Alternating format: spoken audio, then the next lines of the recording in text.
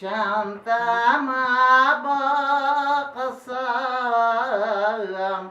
ağlaya sızlaydan boynuma taksam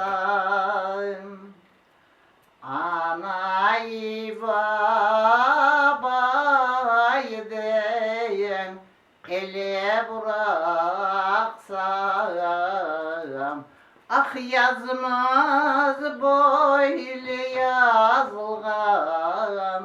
yanar giderim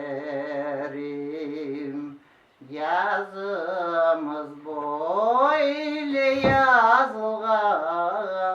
yanar giderim gidemden uzak yollara sizlerini taşlap ah men gitkeson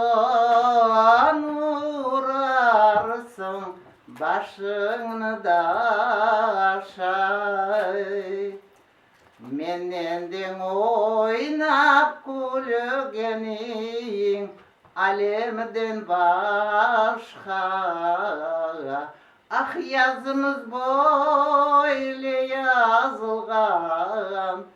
yanar giderim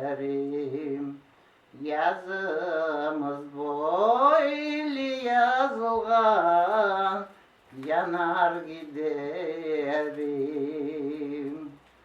uzat tanganem uzat elinden öpeyim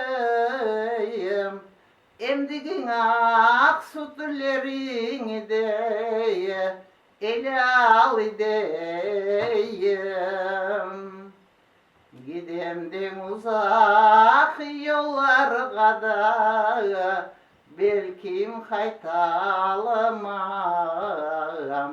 yazım böyle yazılgan yanar